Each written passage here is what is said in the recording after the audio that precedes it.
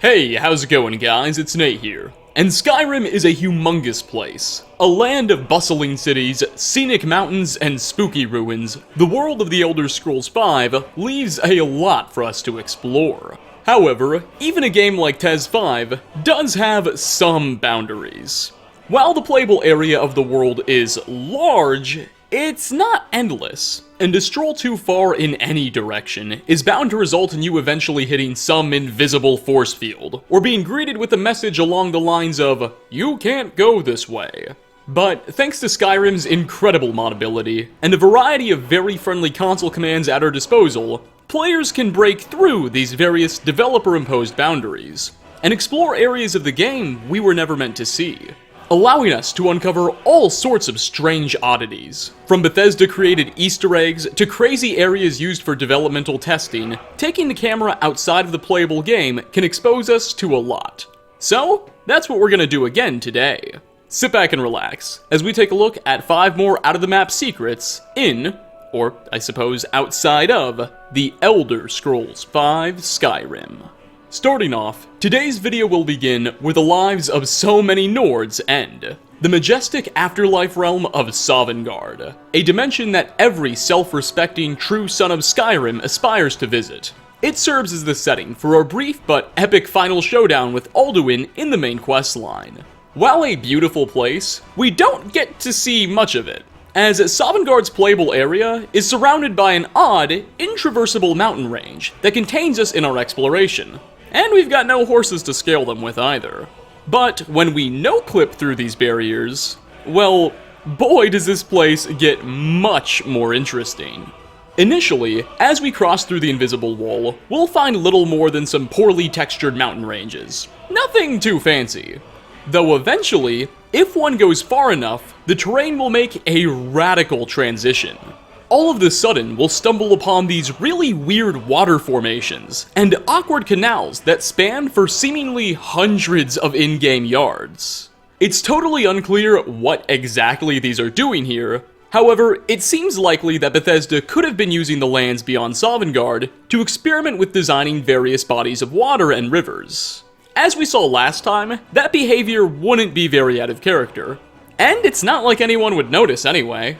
Past these waterways, we'll eventually end up on an infinite, flat plane of continuously generating terrain that never ends. Seriously, the Sovngarde world space is technically infinite. We can just keep going and going and going, and more ground will spawn in.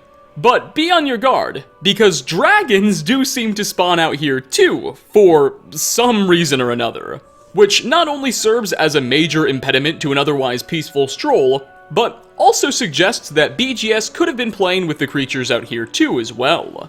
Now, something else that I would like to point out about this infinitely generating terrain is that regions like this are actually the perfect place to test things out with the game that might otherwise cause performance issues.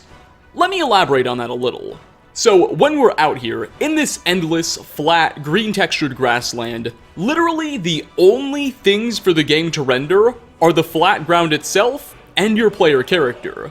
This is great for the game engine. It's as light of a load as it will ever need to render. Normally, in most regions of Skyrim, the game has to account for literal hundreds upon hundreds of objects at a time. Trees, shadows, buildings, grass, various actors like NPCs, etc. But out here, none of that's an issue. So, say I go out in any normal part of Skyrim and try and, I don't know, spawn in 500 sweet rolls. That will almost always result in a crash to desktop, or at best, a huge loss of frames. It's not even a matter of PC specs, but the game's own memory limitations. But out here, since we've got all of that extra memory to play with, we can push it much further, and we very much can spawn in our 500 sweet rolls or 200 Imperial soldiers without much of an issue. This is why that whenever you see a thumbnail of mine taken with a lot of miscellaneous objects in the background, I usually took that screenshot in places like this. The more you know! Next on our list, we have a funny little Easter egg that is technically within the playable map, but only really visible to players who pony up with console commands. For this one, we'll have to head on out to Dovahkiin, Alduin's fortress in the mountains, and ironically enough, a location we covered in the last one of these videos. But I digress. Within Skoldafin's central temple are a plethora of rooms and chambers. One of these rooms, towards the end of the dungeon, contains a fireplace and a dead Draugr lying on a table. If you decide to gaze into this fireplace though, well, you won't see much, just orange flames. I know, imagine the shock. However, if we use console commands to take the camera into the fire itself, a very interesting discovery can be made. Just on top of some of the burning logs towards the back of the blazes is a potato with a boiled cream treat and some charcoal on top of it. What is this doing here? Well, it appears to be a nod to GLaDOS, a character featured in Portal 2, particularly GLaDOS's potato form. Some sneaky world artist must have felt it necessary to pay homage to one of his favorite other titles. There indeed seems to be a special relationship that Skyrim shares with the Portal franchise, evidenced not only by this Easter egg, but shortly after Skyrim's mod workshop launched on Steam, Valve, Steam's owners and the developers of Portal, teamed up with Bethesda to create a Portal 2 inspired mod called Fall of the Space Corps, that introduced a hilarious and adorable Space Corps character that could be picked up and added to the player's inventory, and even turned into a helmet. So this little Easter egg is indicative of a deeper, more complex relationship between two of PC gaming's biggest franchises. Coming in at number 3, Blackreach is probably one of the most iconic dungeons in any Elder Scrolls game. A massive subterranean metropolis that was once a bustling dwarven settlement, now a gloomy, damp, Fulmer-overrun shadow of its former self. We'll be sent here both by the game's main questline and a few potential side quests. Being an underground location, I guess I never really bothered to imagine what exists on the other side of the walls that support this cavern. But nonetheless, was I very surprised. Behold, what the Blackreach world space looks like from the developer's perspective. But a small cluster of rocks placed atop a giant sea of really bright, green, flat terrain, with some occasional oddities here and there. Unlike the case with Sovngarde, it doesn't appear as though a whole lot of developer testing took place in this area. There's no weird waterways, and thankfully no sporadic dragon attacks for us to worry about. Just a sea of traffic light green, flat land. To my knowledge, this texture isn't used anywhere else in the game, and I'm totally clueless as to why Bethesda employed it here. Maybe they thought it made the actual Blackreach location easier to see when they were designing it, or something? I don't know, I'm not a world artist.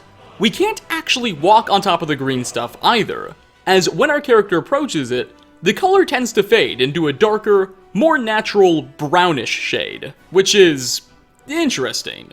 Whatever Bethesda was doing out here, clipping the camera outside of Blackreach's walls certainly offers a very unique perspective on one of the title's most iconic levels. For our 4th spot, I'm admittedly cheating here again, as the location we're heading to isn't out of the map per se, but it's what's called a test cell. A sort of room that's only accessible by directly teleporting to its in-game ID with the use of console commands.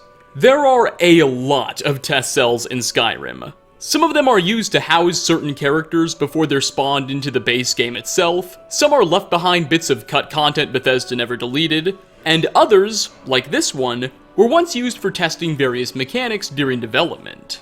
Anyway, welcome to DLC 1 DB Test, an incredibly strange place, even by test cell standards. The first thing you'll likely notice are the abnormal, blocky terrain textures, followed by the weird moving bridges, and 3 graybeard-like statues. You'll also have some company when down here, in the form of 3 non-hostile hunters, who will simply be walking back and forth across the bridges. It would seem this location was created in an effort to test the pathfinding abilities of NPCs when on moving terrain. As for the statues, well, their presence here is a bit harder to explain. You see, these exact stone structures can be found in Sovngarde, where they decorate the perimeter of the playable world space, and notably will turn to face you when you're not looking. But this test cell, DLC 1DB Test, was seemingly created for Skyrim's first DLC, Dawnguard, which they developed long after Bethesda was done with the base game and that Sovngarde quest. So why would Bethesda still want to experiment with these structures? They never appear in the expansion. I guess this is but another one of those many mysteries that only Todd Howard and company know, and they, of course, are keeping their lips sealed. Before we wrap up, we do have one honorable mention that I do believe we've touched upon recently before on this channel, hence its honorable status. During the Daedric quest, The Whispering Door, we learn that Mephala, the Daedric Prince of Plots, has secretly been speaking to one of Jarl Bolgrup's kids in Dragon's Reach, allegedly whispering to the boy from behind a shut door in the palace's basement. She has some pretty evil plans for the child, and has been planting some horrifying thoughts in his mind. We'll have to journey down into said basement, speak to the door, and see what's up for ourselves. Indeed, Mephala will communicate to us from behind said door, but she'll never reveal herself to the player, and it will remain locked, ensuring that we're never given the opportunity to see her physical form. However, if we use console commands to forcefully unlock the door, or just move our camera behind it, the Dragonborn can discover that Mephala is in fact a cupboard. That's right, that's what this Daedric goddess looks like, a big wooden box. The reason from this stems from Skyrim's own engine complications.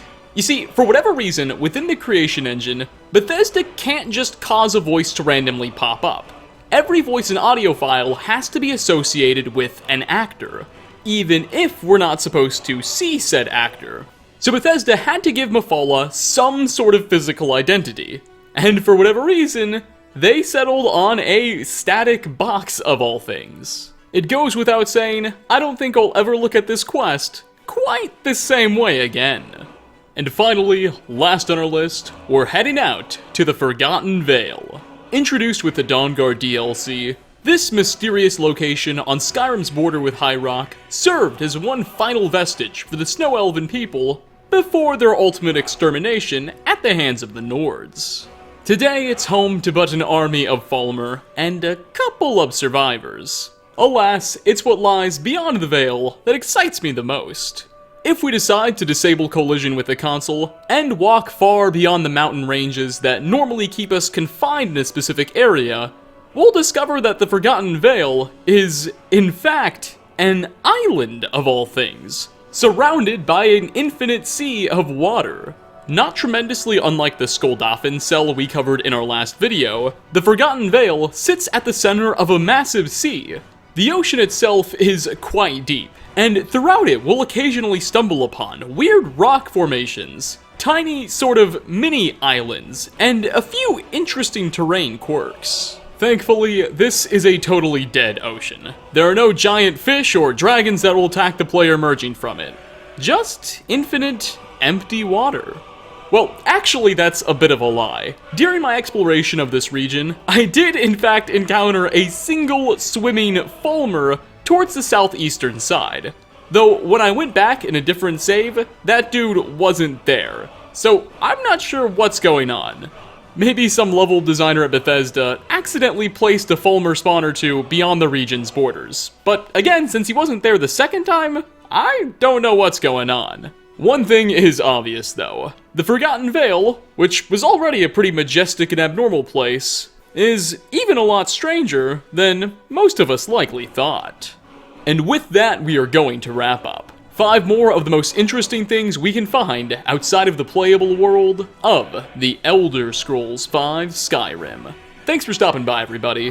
Which of these intriguing details surprised you the most? And do you know of any out-of-the-map oddities? Leave a comment down below. As always, like ratings are very much appreciated. Again, thanks for watching, and I hope to catch you all in my next video. Peace out, everyone.